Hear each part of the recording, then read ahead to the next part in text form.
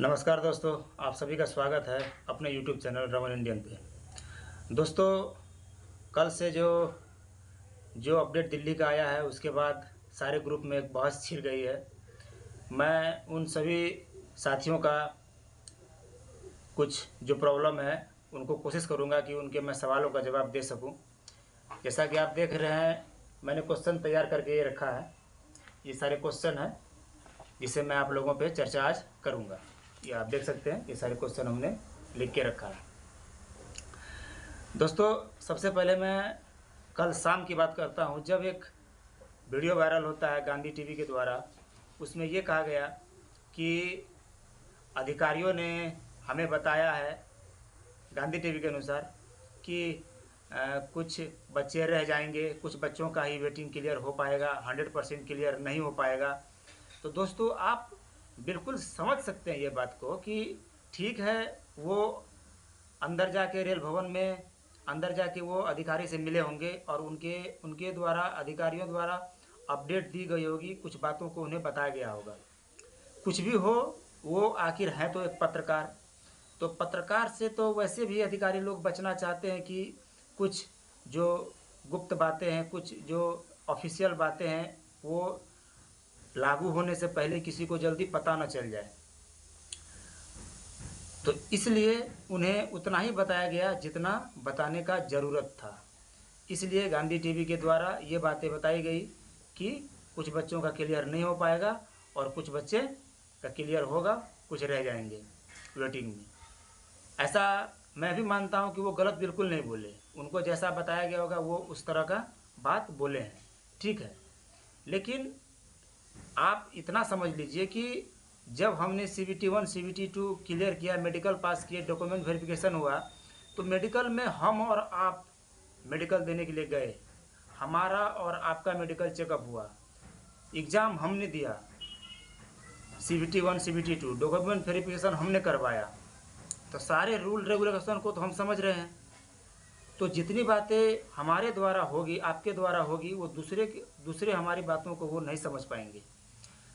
अब बात आती है कि हमारे जो मित्र दिल्ली में लगातार 5-6 दिनों से लगे हुए हैं, MP लोगों से मिल रहे हैं और वेटिंग क्लियर कराने का प्रयास कर रहे हैं, उनके द्वारा जब रेल भवन के अंदर जाया जाता है, आपने देखा होगा ग्रुप में कि एक पास वायरल हुआ था गृह मंत्रालय जिसमें लिखा हुआ था, उसमें रिंकू भाई और शंकर भाई का पास बना हुआ था अंदर जाने का, ED साहब से बात करने का। ED साहब एक बहुत बड़े वरिष्ठ पदाधिकारी हैं।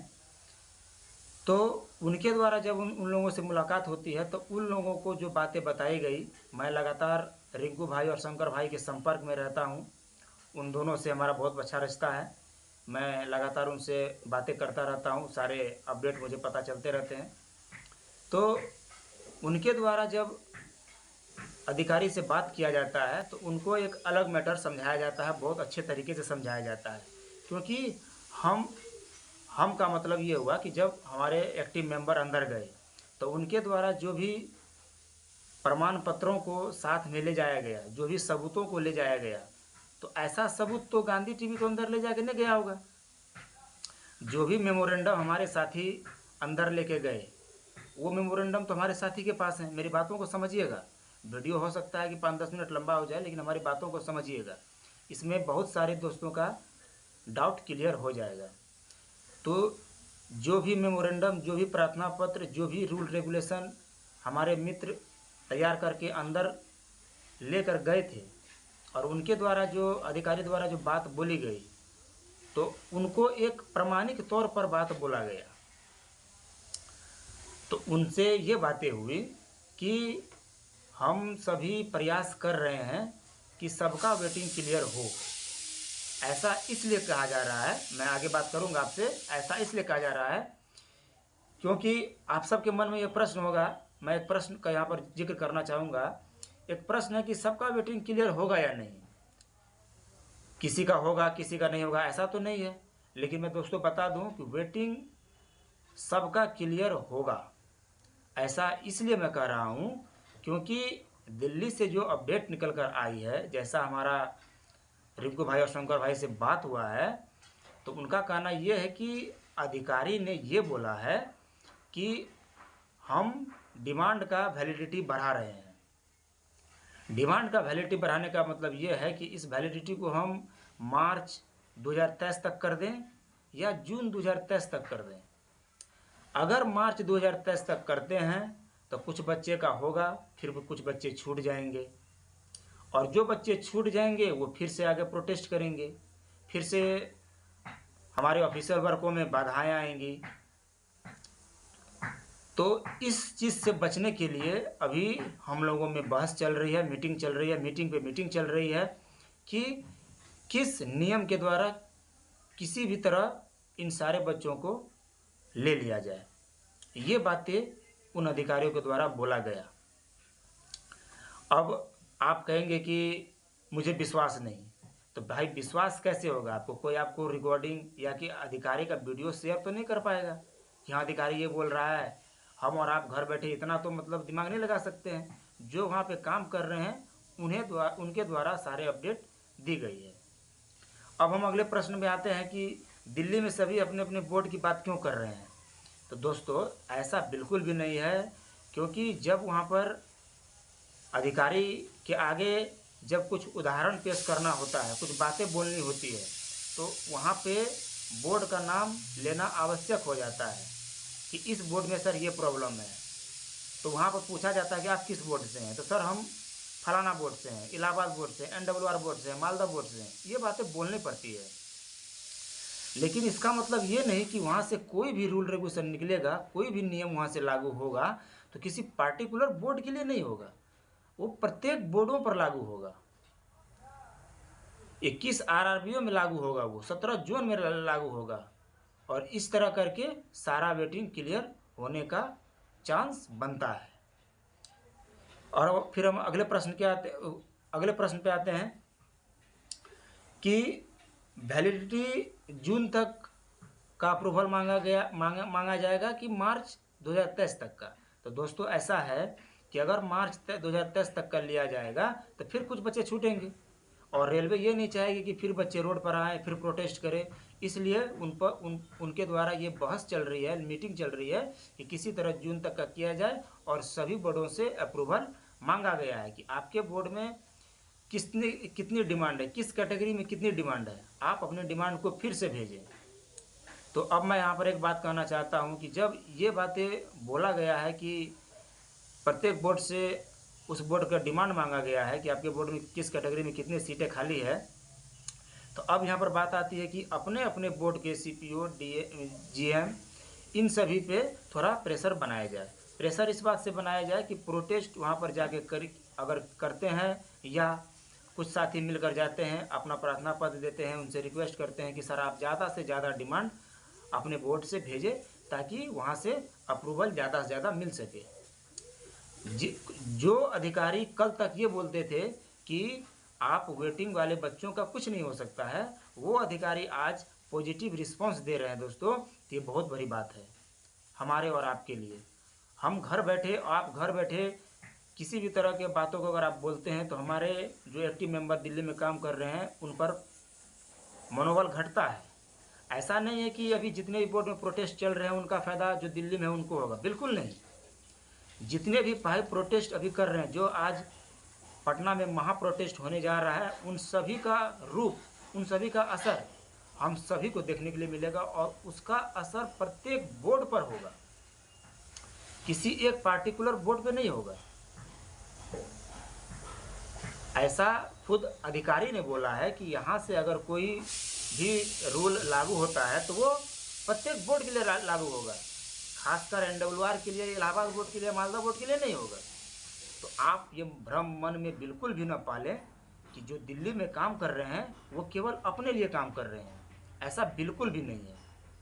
और लगातार आप अपने लीडर से कांटेक्ट में रहें, ग्रुप में मैसेज देखते रहें, पढ़ते रहें, ऑडियो सुनते रहें, और अगर आपको फिर भी मन से भ्रम दूर नहीं हो रहा है तो मैं प्रत्येक लीडर से यह रिक्वेस्ट करता हूँ, गुजारिश करता हूँ कि प्रत्येक लीडर एक एक विद्यार्थी, दो दो विद्यार्थी लेकर दिल्ली जाएं, रिंकू भाई और शंकर भाई जो वहाँ पर काम कर रहे हैं उनका साथ दें।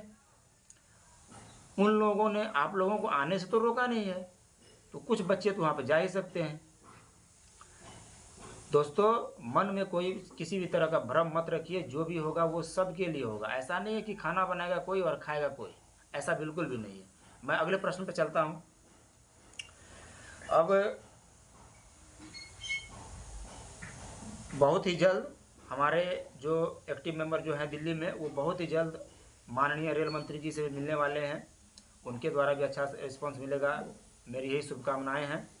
और एक बात मैं बोलना चाहूँगा कि मालदा बोर्ड के विद्यार्थी जो भी कैंडिडेट हैं, तो अभी प्रत्येक आरआरबी में लेटर भेजा गया है, डिमांड मांगा गया है। तो आप अपने अपने बोर्ड में जाके सीपीओ से, जीएम से बात कर सकते हैं कि सर आप ज़्यादा से ज़्यादा डिमांड भेजें, ताकि हम सभी बच्चों का वेटिंग क्लियर हो जाए। टेक्नीशियन में मामला इसलिए फंस रहा है क्योंकि टेक्नीशियन में बहुत सारी कैटेगरी आ जाती है। एलपी का मामला इस तरह नहीं फंसा था, क्योंकि एलपी में 2 ही कैटेगरी है, एक इलेक्ट्रिकल और एक डीजल। इस दोनों में ही ड्राइवर निकलते हैं, एलपी निकलते हैं, तो उनका तो क्लियर हो गया, लेकिन हम वेटिंग वाले बच्चे फंसे हुए हैं।